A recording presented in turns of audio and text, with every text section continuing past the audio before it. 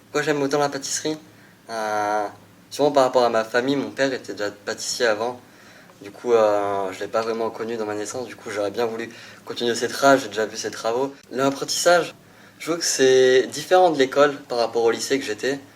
Il y a la relation entre le patron, l'entreprise et l'école, et on apporte un peu plus de choses, je trouve. Qu'est-ce que ça pourrait m'apporter? Du bonheur peut-être? Je sais pas, faire quelque chose qu'on aime, oui. C'est pas parce que je suis une fille que je peux pas travailler dans un métier masculin. J'ai toujours travaillé avec mon père et mon grand-père. Donc mon père était couvreur Zenger en étant plus jeune. Donc j'ai beaucoup travaillé manuellement avec eux. Et du coup le métier du bâtiment me plaît un peu plus que les autres métiers. C'est intéressant, c'est les meilleures années, le CFA avec les amis, tout ça. Puis bon, à partir de 19 ans, on n'a pas la même maturité. Donc après, ça nous pose moins de problème d'aller en cours. Toutes les pâtes sont vivantes, il faut suivre la pâte, il faut s'adapter, c'est pas si simple que ça quand on y réfléchit. Il faut s'adapter aux températures qu'il fait, tout est vivant donc c'est à nous de nous adapter et c'est pas la pâte qui va s'adapter à nous. J'ai passé un CAP boulanger et encore avant j'ai passé un CAP pâtissier donc j'ai continué dans la lignée comme c'est assez complémentaire. Donc actuellement je suis sur le brevet professionnel. C'est 2 semaines en entreprise et 1 semaine à l'école. Donc à l'entreprise, je fais le même travail qu'un ouvrier. On voit tout ce qui se passe dans la boulangerie. C'est beaucoup plus simple que l'école, c'est beaucoup plus facile. Étant donné que j'avais du mal avec l'école, c'est une solution qui est très agréable. Il n'y a pas de prise de tête et puis on a une bonne expérience. Je suis rentré en apprentissage, j'avais 16 ans. J'ai été entouré jusqu'à présent de personnes très consciencieuses, de personnes qui connaissent très bien leur métier, qui savent très bien transmettre leur savoir, pouvoir travailler dessus et savoir comment tout fonctionne, et pouvoir les réparer. Et il n'y a pas que ça, il y a le contact au client, il y a beaucoup de choses. C'est sûr que j'aimerais aller encore bien plus loin, quoi. C'est sûr que pour moi, mes désirs seraient de comprendre encore et d'aller encore plus loin sur la motorisation, quoi. Ça serait plus dans le perfectionnement et l'optimisation moteur. Ça serait vraiment le top, quoi. Puis même si vous avez des doutes, allez-y, vous avez rien à perdre, on est jeune. C'est maintenant qu'il faut y aller, c'est pas après. J'ai un CAP esthétique à la base. On m'a fait passer un bilan de compétences, puisque du coup dans l'esthétique il n'y avait pas de débouché dans la région. Et ce bilan de compétences a donné comme réponse, entre guillemets, l'administratif.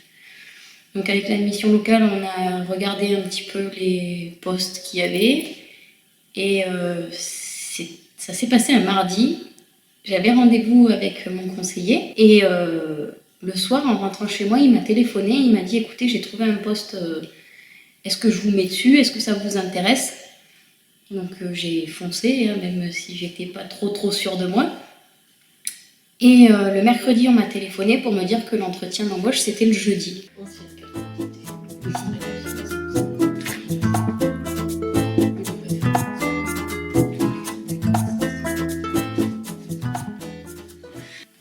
Je sais pas si c'est partout pareil, mais je sais qu'en tout cas, l'emploi d'avenir, ça apporte plein de choses parce que justement, on est formé, on a de la formation aussi bien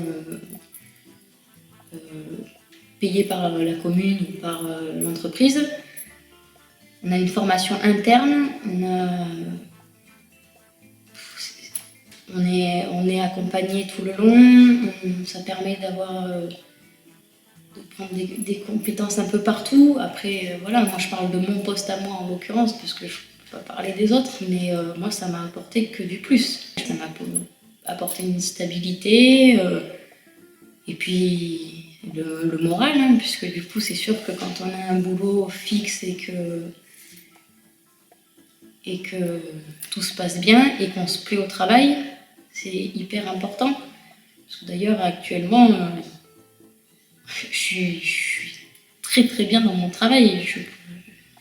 J'y vais même plus que ce que je devrais. C'est vraiment à ce moment-là que je me suis rendu compte que ça me plaisait vraiment. ma vie, elle a pris un tournant énorme à ce moment-là. Donc, ouais, moi, j'ai que du positif là-dedans. Voilà.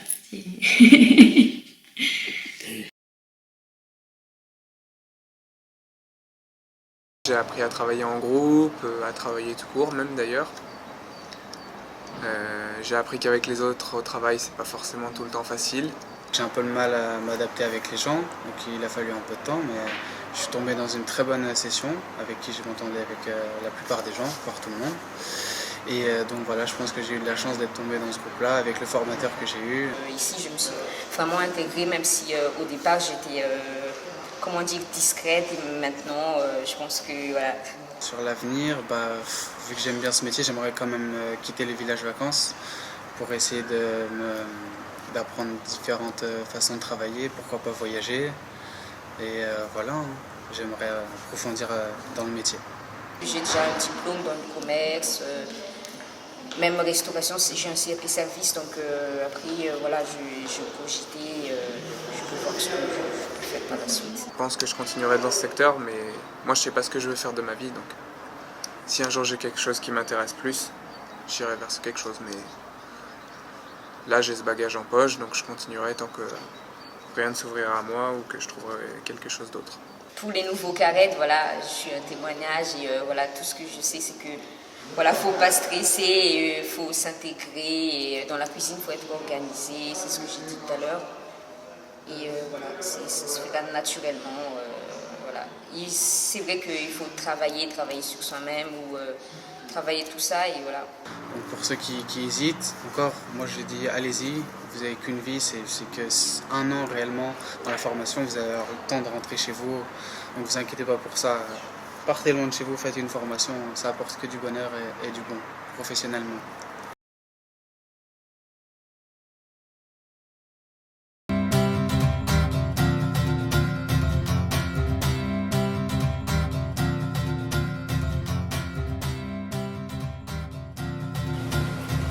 Donc je suis Ginger Gallois, je m'installe en Ardèche en tant qu'artisan d'art. C'est le statut que je vais essayer d'avoir d'ici quelques années d'expérience. Donc, je fabrique de l'artisanat en peau de mouton, donc différents accessoires que je fabrique à partir de matières premières que je récupère en France et ensuite que je retransforme dans mon atelier. C'est pour l'instant dans mon garage. Donc je fabrique en particulier des petits chaussons, des gilets, des chapeaux, une large gamme enfant qui part de la mitaine jusqu'à de la chapka, des petites écharpes et après une gamme un petit peu plus dame, un peu plus élégante avec des grands gilets en agneau de Toscane, des toques, des tours de cou, des gants. Voilà, c'est une gamme assez large, il y en a pour tous les goûts et tous les choix.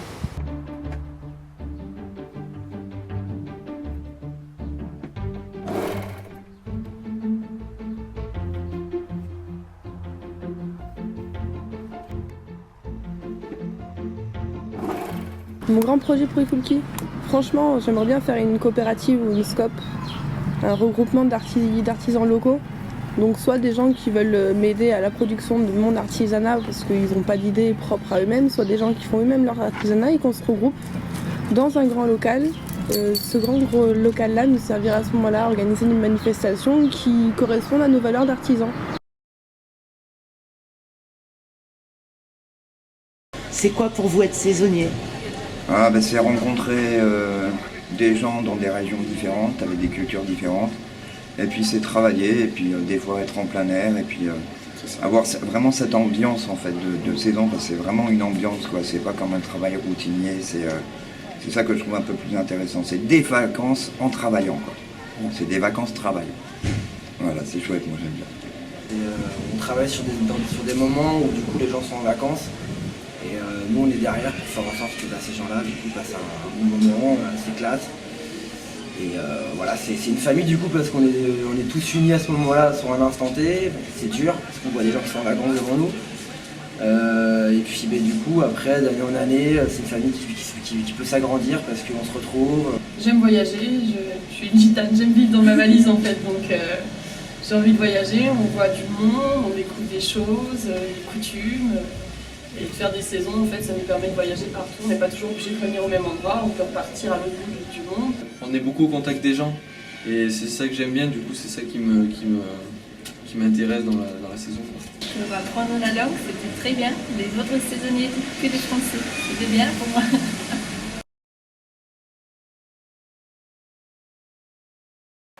Je suis né au Brésil et je suis venu ici en 2010. Et avant ça, j'habite en Oman. Je sais pas si vous connaissez, c'est vers le Dubaï. Le distance où j'ai vécu là-bas pendant 10 ans. Et après, je suis venu ici. Oui, c'est ça le truc.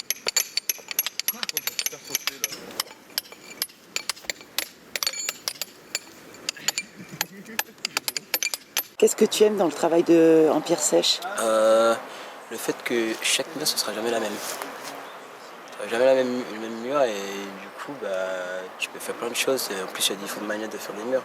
Il y a en granit, en lauze, en calcaire et c'est ce que j'aime bien, quoi. Et c'est utile, que c'est ce côté ancien et artisanal que j'aime beaucoup aussi. C'est mieux que ça soit comme ça que comme ça. Mais là, c'est même trop comme ça, non? Non, vraiment, oui. justement. Parce c'est qu'en mieux. fait, ça retient un peu l'eau. Qu'est-ce que tu préfères? La taille, la mise en place des pierres? La mise en place plutôt, je pense.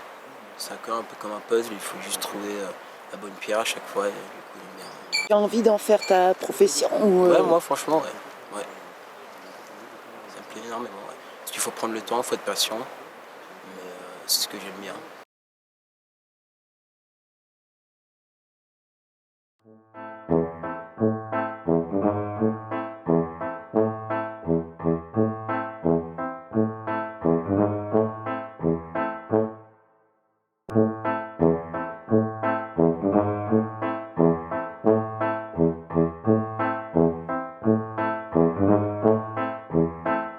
J'ai commencé la gym enfant, donc baby gym au début, après j'ai fait du judo, de la piscine, tout ça, et j'ai repris la gym une fois au collège.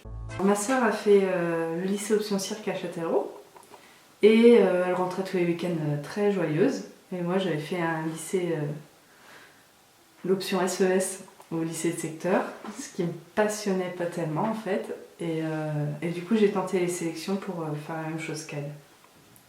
Alors à l'ESAC, c'est un cursus de 3 ans en Belgique, à Bruxelles du coup.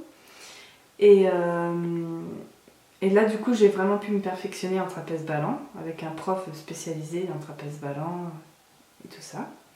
Ensuite la formation est faite avec de l'acrobatie, de la danse, du jeu d'acteur et des cours théoriques de cirque sur l'histoire de l'art, l'histoire du cirque et anatomie aussi. Donc en sortant de l'ESAC, j'ai choisi en fait de faire du cirque social et de partir voyager en Afrique et de transmettre mon savoir pour aussi m'aérer de toutes ces années de rigueur en fait. Et j'ai fait ça également parce qu'en sortant d'école, j'avais pas forcément de contrats qui me sont tombés dessus avec ma discipline qui est une infrastructure très lourde et peu de cirques recherchent vraiment du trapèze ballant en fait parce que c'est compliqué à installer et à jouer. Dans mes projets futurs, je suis en ce moment en train d'écrire donc, un spectacle qui sera accessible pour les malvoyants. Donc c'est du trapèze sonore avec des systèmes de moulin à vent, tout ça.